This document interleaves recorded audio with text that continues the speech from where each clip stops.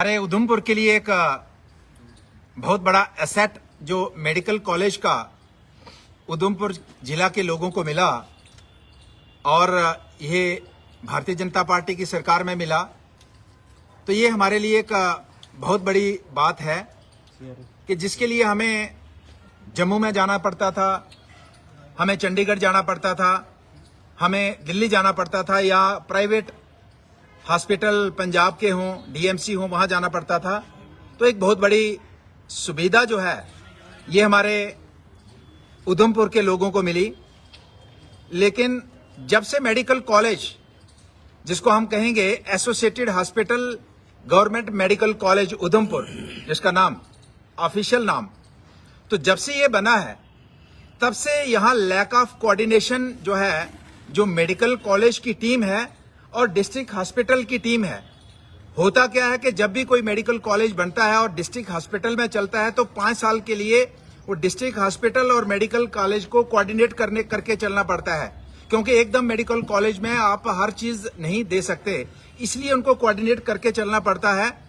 और उस lack of coordination की वजह से जिस तरीके से हालात आज के बने हुए हैं, ये हालात बद से बदतर हो रहे हैं। हमने इसको लेके पिछले दिनों देखा कि हमने ज्वाइंट मीटिंग की मेडिकल कॉलेज उधमपुर के प्रिंसिपल और associated district medical college Udhampur के जो हमारे सुपरिटेंडेंट हैं, उनके साथ हमने पिछले दिनों एक ज्वाइंट मीटिंग भी की। उनको भी हमने कहा कि अगर आपको कोई प्रॉब्लम्स आ रही हैं तो आपकी जिम्मेदारी बनती है कि वो हमारे तक लाएं। बाकी पॉलिटिकल पार्टीज के जो लीडर हैं, जम्मू उधमपुर के जो सीनियर लोग हैं, जनता है, उन तक लाएं।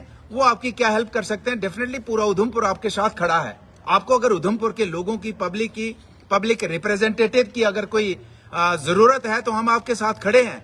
लेकिन आपकी तरफ से कोई खामी हो और खामी उस लेवल पे हो जाए कि हर दिन वहां पे कोई ना कोई देखने को घटना मिले। कल हमने देखा कि प्रीति, हमारी बहन छोटी, जिसकी डेथ हो गई, और आज की डेट में आज इतना एडवांस हमारा सिस्टम है, एडवांस हमारी टेक्नोलॉजी है, एडवांस हमारा हेल्थ केयर सिस्टम है, और उसमें डिलीवरी में अगर हमारी किसी बच्ची की, बहन की मृत्यु हो जाती है तो इससे बड़ा सवालिया निशान उस मेडिकल कॉलेज के लोगों के ऊपर, डॉक्टर्स के ऊपर, इससे बड़ा सवालिया निशान नहीं हो सकता है। तो इसलिए ये निंदनीय है।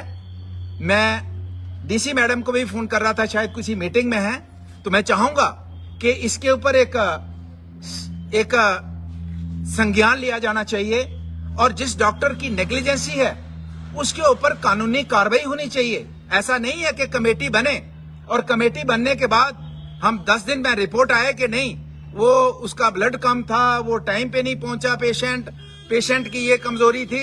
ऐसा नहीं है। आज की डेट में डिलीवरी में इतना एडवांस सिस्टम है,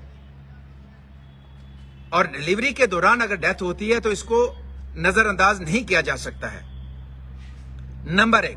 नंबर 2, जितने भी यहां पे मेडिकल कॉलेज के अंदर जो डॉक्टर्स, खासकर डॉक्टर्स जो लगाए हैं, मैं जानना चाहता हूं कि क्या ये डॉक्टर्स, जब अपॉइंटमेंट हुआ है इनका, चाहे मैक्सिमम कंट्रेक्चुअल हैं और इनका अपॉइंटमेंट हुआ है, क्या उस अपॉइंटमेंट में ये नहीं लिखा है कि उनको 24 घंटे अराउंड द क्लॉक यहां पे रहना है? कितने लोग हैं जो यहां पे रात को रहते हैं, 4 बजते ही अपने गाड़ी निकाली और जम्मू की तरफ रवाना हो गए। ये नहीं चलने देंगे। अगर आपको जॉब करना है तो जो आपने एग्रीमेंट, जो आपने साइन किया है गवर्नमेंट के साथ, उसके ऊपर आपको खरा उतरना है।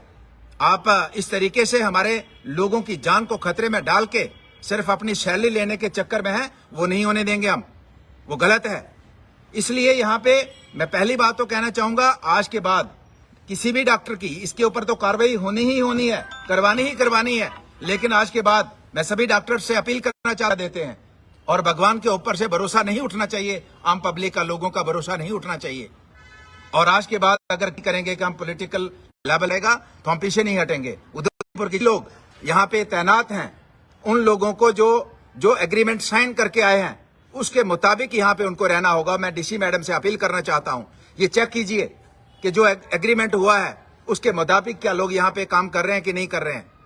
4 बजने के बाद कौन से लोग हैं, कौन से अधिकारी हैं, कौन से डॉक्टर्स हैं जो यहाँ पे बोरी बिस्तरा उठा के अपने घरों में चले जाते हैं। तीसरा मैं कहना चाहता हूं जो कोऑर्डिनेशन की कमी है, इसमें हमारी एडमिनिस्ट्रेशन को, इसमें हमारे डायरेक्टर साहब को, इसमें हमारे जो प्रिंसिपल सेक्रेटरी हैं उनको, चीफ सेक्रेटरी हैं उनको इंटरवीन करना होगा, क्योंकि ये मसला ऐसा नहीं है कि अगर एक गलती हो गई तो कल सुधार लेंगे। यहाँ एक गलती का मतलब है एक मौत, एक घर की डेथ, और एक जब डेथ होती है ना, पिंकी की डेथ हो गई, 2 घर बर्बाद हो गए। इसी का क्या आगे जाकर और लोग जो है कि एक अक्सर ये होता है कि जब इस तरीके की घटना होती है, पॉलिटिकल हमारे साथी, मैं कहूँगा कि अच्छी बात है, लेकिन एक फोटो सेशन के लिए जाते हैं, आधा घंटा बैठे, 1 घंटा बैठे, उसके बाद पता नहीं कि किसकी डेथ हुई, कभी उसके घर वालों को पूछ नहीं गए, कभी इस केस को हम फॉलो नहीं करते। मैं एक किसी की बात नहीं करना चाहता हूँ, ये फोटो सेशन है कि हमें पब्लिसिटी मिलेगी, लोगों में बात जाएगी कि ये आदमी बोलने वाला है, लेकिन उसको फॉलो नहीं किया जाता है। तो मैं कहूँगा कि हमने जितने भी केसेस में हमने किया, हमें हमेशा फॉलो किया, और डेफिनेटली ये पिंकी देवी का केस है, इसमें हम पूरे तरीके से फॉलो करेंगे। और हमने कह दिया है कि सुप्रीटेंडेंट साहब को कि इसमें इमीडिएटली इसके ऊपर कार्रवाई होनी चाहिए। डीसी मैडम से बात कर रहा था, किसी मीटिंग में है, डायरेक्टर साहब से मैं बात कर रहा था, सेक्रेटरीट में हमारे स्पेशल सेक्रेटरी हैं, उनसे मेरी बात हुई है। तो इस केस को हम इस तरीके से नजरअंदाज नहीं होने देंगे, और इन फ्यूचर में भी अगर कोई ऐसी घटना होती है तो उसमें कंसर्न जो है, जिसका कसूर है, उसको बख्शा नहीं जाएगा।